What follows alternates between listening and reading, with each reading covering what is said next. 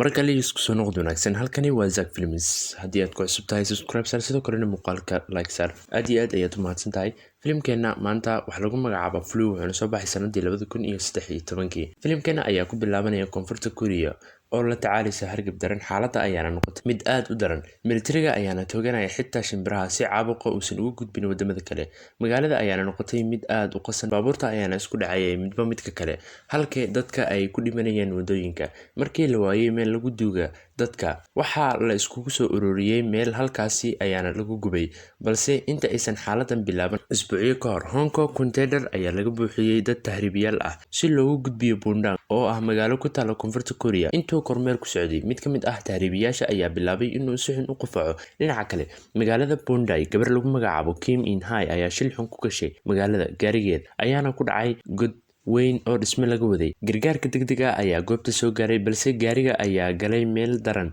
kaliya hal qof ayaana geli kara meesha nin lagu magacaabo Kanji Ku ayaa hoos u dhaadhacay si uu soo badbaadiyo Kim xaaladda ayaana ah mid daran haddii ay dhaqdhaqaaq badan sameeyaan gaariga ayaa hoos u siiban doona balse Jiku oo isticmaalaya xirfadiisa ayaa soo badbaadiyay Kim kadib shaqadii adkeed ay qabteen Jiku ayaa u soo dhawaaday Kim isagoona bilaabay inuu la sheekaysto iyada ayaa iska indhatirtay hadalkiisa habeenkii Kim ayaa balmisay Jiku in ay ku kulmaan goobtii uu shilku ka dhacay iyadoo ugu mahadcelisay intuu soo badbaadiyay waxayna u sheegtay in ay boorsadeeda kaga soo tagtay gudaha godka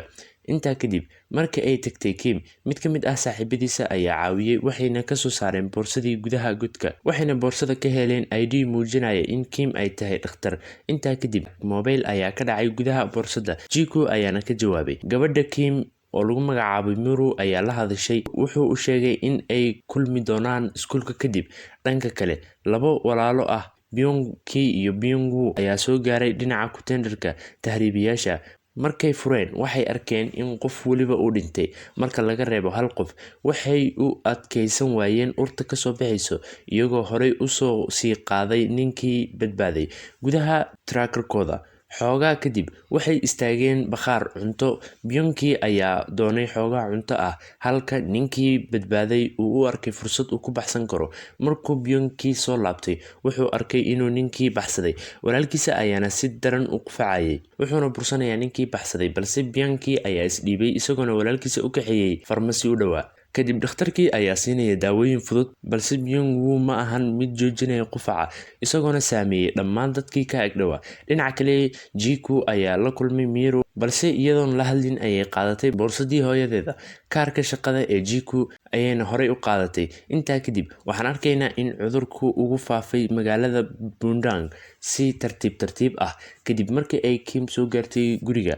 waxay ku faraxday in boorsadeedii dib loogu soo celiyay iyadoo hab siisay gabadheeda sidoo kalena u mahadcelisay Jiku iyadoo waqti la qaadanaysa gabadheeda waxay bicitaan ka heshay hospitaalka waxaana loo sheegay xaalad degdeg ah inay ka jirto gudaha hospitaalka kadib markii ay gaartay hospitaalka waxay aragtay in qof waliba khalkhalsan yahay waxayna si toos ah u aaday dhinaca xaaladda degdega ah waxaan arkaynaa in Byung-woo xaaladiisa kasii dartay isagoona qufacayay dhiig Kim ayaa dhakhaatiirta kale u sheegtay in ay tahay hargab shimbireed balse kuma aysan qancin dhakhaatiirta ayaa helay telefoonka Byung-woo waxayna arkeen sawirro ku saabsan containerka iyagoo ogaaday in virusku ka bilowday halkaasi waxay la kulmeen Byung-ki iyagoo wax ka weydiiyay xaaladda containerka balse intuusan wax ka sheegin waxaa daarmay alarmiga hospitaalka tani ayaa walwalgelisay Byung-ki isagoo iska riixay dhakhaatiirta wuxuuna u dhaqsaday dhinaca emergency-ga isagoona arkay in walaalkiisu geeriyooday isagoon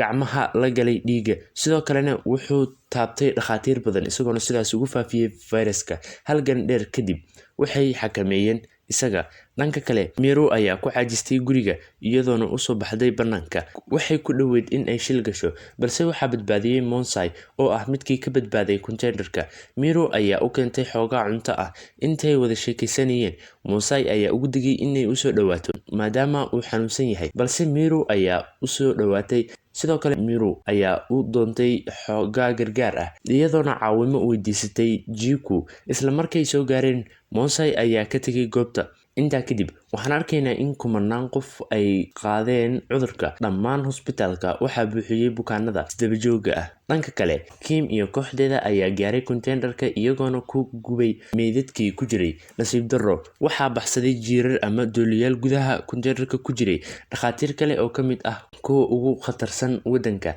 ayaa arkay xaaladan iyagoona shir degdeg ah yeeshay. kadib wada sheekaysi jiitame waxay isla garteen in fayrasku dilaaga ah ku qaadanayso 36 sekan in uu dilo dhammaan unugyada, sidoo kale in la karantiilo magaalada inta aysan cudurku ku faafin waddanka oo dhan. dhinaca kale Jiku ayaana Miru u kaxeeyay supermarket si ay uga wada qadeeyaan iyagoona sheekaystay. markay isku diyaariyeen bixitaan hal mar ayay isbedeshay xaaladda goobta waxaana lumay deganaashihii. dadka ayaana wadooyinka ku dhacayay. Jiku ayaana arkay naag kasoo dhacaysa jaranjarta isagoona badbaadiyay. intaa kadib wuxuu waayay Miru ku noqo kulankii degdega ahaa ee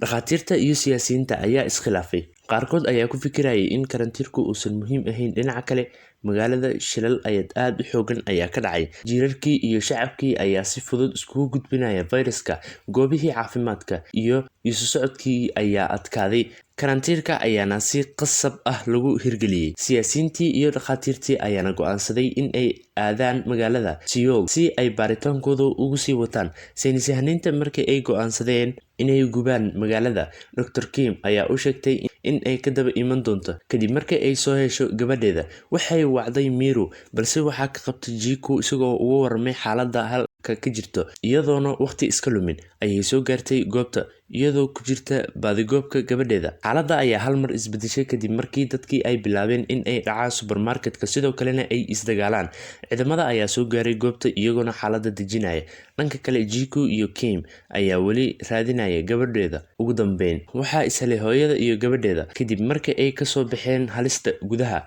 Kim ayaa ka codsatay in uu iyaga soo raaco balse wuxuu ku adkaystay in ay shaqadiisa tahay in uu dadka badbaadiyo isagoona u raaciyay furaha gaariga iyagoona iskaga tagay goobta. filimka intaas ayaan maanta kusoo koobaynaa. waxaan aad iyo aad kaga mahadcelinayaa in aad soo gaartay dhammaadka muuqaalkan. sidoo kalena dhinaca descriptionka ayaan soo dhigi doonaa qaybtiisa labaad. la socosho wanaagsan. muuqaalka like saar. aad iyo aad ayaad u mahadsan tahay. waxaa inoo balana muuqaalka xiga.